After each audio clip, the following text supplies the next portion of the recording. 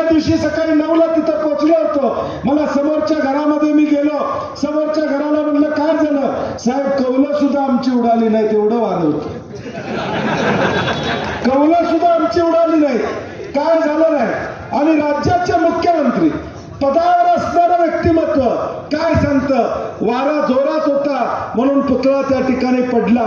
म्हणजे ही मंडळी जर छत्रपती शिवाजी महाराजांच्या पुतळ्यात सुद्धा भ्रष्टाचार करायला मागे पुढे बघत नसतील तर तुम्हाला आम्हाला फसवायलाही या ठिकाणी वेळ लावणार नाही, हे आपण लक्षात ठेवलं पाहिजे. आज काय महाराष्ट्राची अधोगती आहे, सगळे उद्योग महाराष्ट्राच्या बाहेर चाललेले आहे, बेरोजगारी वाढत चाललेली आहे, आमचं उत्पन्न कमी होत चाललेलं आहे. आज विदर्भापासून ते पश्चिम महाराष्ट्रापर्यंतला शेतकरी आता अडचणीत आहे, हे वास्तव आपल्या समोर आहे. महिलांचा सन्मान करतात असं हे म्हणतात, 1500 रुपये दिले म्हणतात. आमचं म्हणणं आहे बदलापूरमध्ये ज्यावेळी एका बालिकेवर अत्याचार झाले, तिच्या बाळंतीण आईला 14 तास पोलीस स्टेशनला बसायला लागलं तक्रार द्यायला, त्यावेळी तुम्हाला महिलांचा सन्मान आठवला नाही का?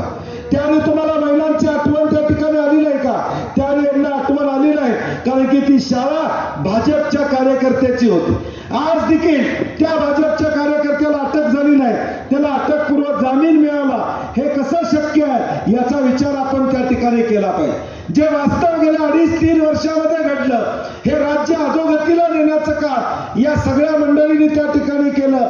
त्यांना धडा शिकवायची वेळ या येणाऱ्या 20 तारखेला त्या ठिकाणी आलेली आहे. लोकसभेमध्ये या राज्यामध्ये परिवर्तन झालं, काय होणार काय नाही होणार असं लोकांना वाटत होतं, परंतु एक तेजस्वी नेतृत्व, या देशाचं नेतृत्व का कन्याकुमारी टू काश्मीर 4,500 किलोमीटर राहुल गांधी या ठिकाणी चालले आणि एक वातावरण या देशामध्ये करण्याचं काम त्या ठिकाणी केलं.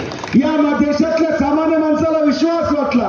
भाजपच्या हुकुमशाहीला एक माणूस या ठिकाणी ताकदीनं उत्तर देतोय, एक माणूस छाती ठोकपणे या ठिकाणी गरिबाची बाजू घेतोय, तो माणूस म्हणजे राहुल गांधी आहे. हे लोकसभेच्या मतदानातून आपल्याला या ठिकाणी दिसून आलं.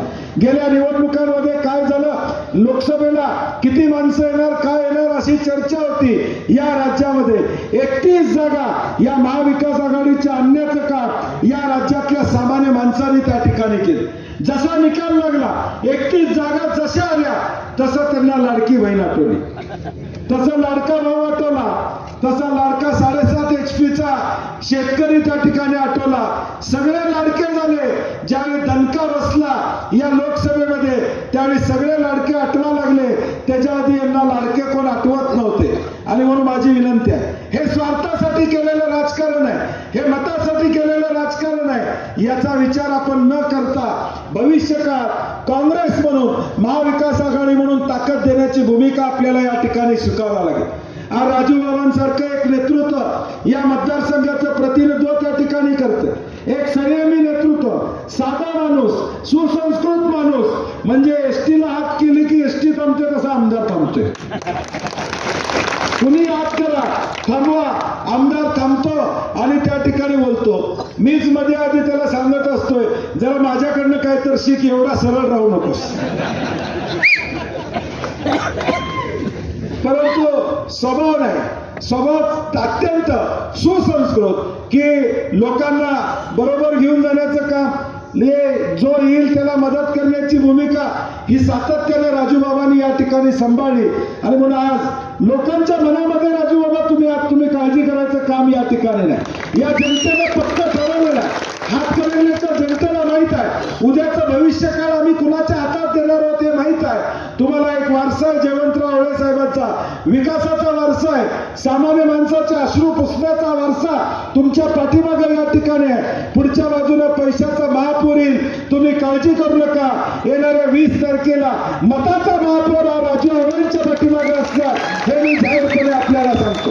पैशाचा महापौर पलीकडे येईल, परंतु मताचा आणि प्रेमाचा आशीर्वादाचा महापौर हा राजूच्या पाठीमागे निश्चितपणे या ठिकाणी असणार आहे. आणि म्हणून माझी कार्यकर्त्याला विनंती आहे, आज पट्टण कडोलीमध्ये या सभेला येत असताना बिरदेवाचा आशीर्वाद आम्हा सर्वांना या ठिकाणी आहे.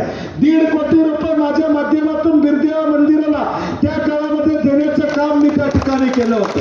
भंडारा घेऊन आम्ही सगळेजण सामान्य माणसाला न्याय देण्याचा प्रयत्न सातत्याने या ठिकाणी करतो. या जिल्ह्यातल्या प्रत्येक समाजाला सहकार्य करण्याची भूमिका या ठिकाणी करतो. या जिल्ह्यामध्ये अहिल्याबाई होळकरांचा पुतळा नव्हता, तो अहिल्याबाई होळकरांचा पुतळा या कोल्हापूरमध्ये करण्याचं काम आम्ही सगळ्या मंडळीने त्या ठिकाणी केलं. ही सगळी कामं आमची तुमच्या समोर आहेत. आम्ही लोकांची सेवा करण्याचा प्रयत्न करतो, लोकांना अडीअडचणीला मदत करण्याचा प्रयत्न आमचा सातत्याने असतो.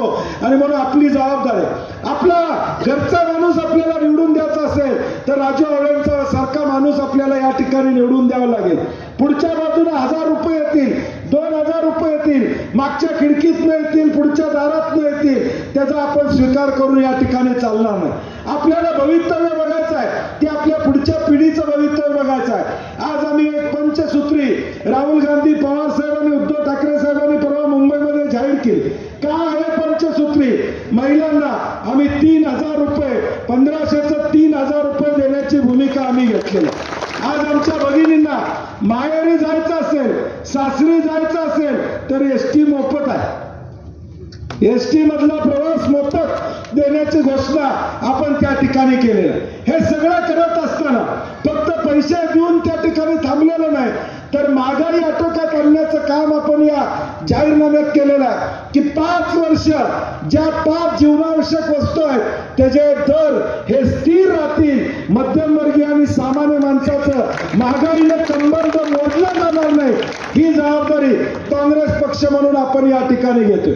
बेरोजगार युवक युवती आहेत, त्यांना नोकरी लागेपर्यंत महिन्याला 4000 रुपयाचा स्टायपंड देण्याची भूमिका आपण घेतोय. शेतकऱ्याचं कर्जमाफी करण्याची भूमिका आपण त्या ठिकाणी घेतोय. मी पुन्हा एकदा आपल्याला सांगतो, या सरकारनं शक्तीपीठ महामार्ग रद्द करण्याचं खोटा या ठिकाणी काम केलेलं आहे. फक्त कोल्हापूर पुरता रद्द केलेला आहे, तो पुन्हा आपल्या बोकांडीवर बसू शकतो. पहिला मोर्चा या जिल्ह्यामध्ये, या राज्यामध्ये शक्तीपीठ विरुद्ध काढण्याचं काम आपण सगळ्यांनी कोल्हापूरमध्ये केलं होतं. आणि मी आपल्याला जाहीरपणे सांगतो, या हातकणंगले तालुक्यातल्या पण जवळजवळ 110 एकर जमीन शेतकऱ्यांची जाते. आमची सत्ता आल्यावर पहिला निर्णय होईल तो 100% शक्तीपीठ महामार्ग रद्द केला जाईल, हे जाहीरपणे आपल्याला या ठिकाणी सांगतो. शेतकऱ्यांच्या उरावर येणारे निर्णय, शेतकऱ्याला उद्ध्वस्त करणारे निर्णय हे कुठल्याही परिस्थितीत महाविकास आघाडीच्या माध्यमातून या ठिकाणी होणार नाहीत. सामान्य माणसाला न्याय देणारे निर्णय, सामान्य माणसाला आधार देणारे निर्णय येणाऱ्या भविष्य काळात होतील. ही पंचसूत्री माझी कार्यकर्त्याला विनंती आहे की तुम्ही सगळे पहिले वाचून घ्या. 25 लाखापर्यंतचा उपचार मोफत आहे. 25 लाखापर्यंत पैसे भरायला लागणार नाहीत. आता कुठलं वैद्यकीय तुमचं ऑपरेशन असेल तर 25 लाखापर्यंत विमा उतरवला जाणार. 1ही रुपया तुम्हाला भरावा लागणार नाही.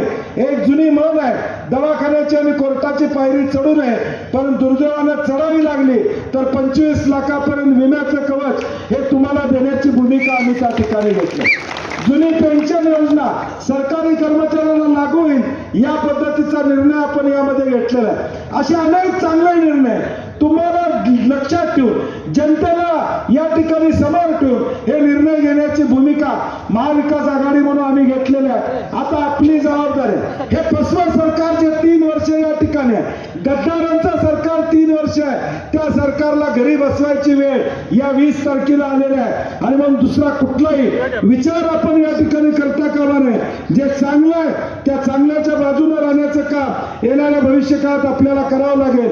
दुसरी एक कार्यकर्त्याला विनंती आहे की 20 तारखेला आपण ताकदीनं हे 2-4 दिवस, 8 दिवस अत्यंत महत्वाचे असणार आहेत.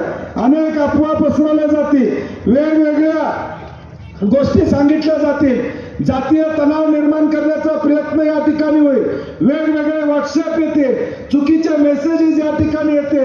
आता तर जिल्ह्यामध्ये एक नवीन गोष्ट आहे, काही झालं की माझ्यावर येतात सगळेजण, म्हणजे मला टार्गेट केलं जाते.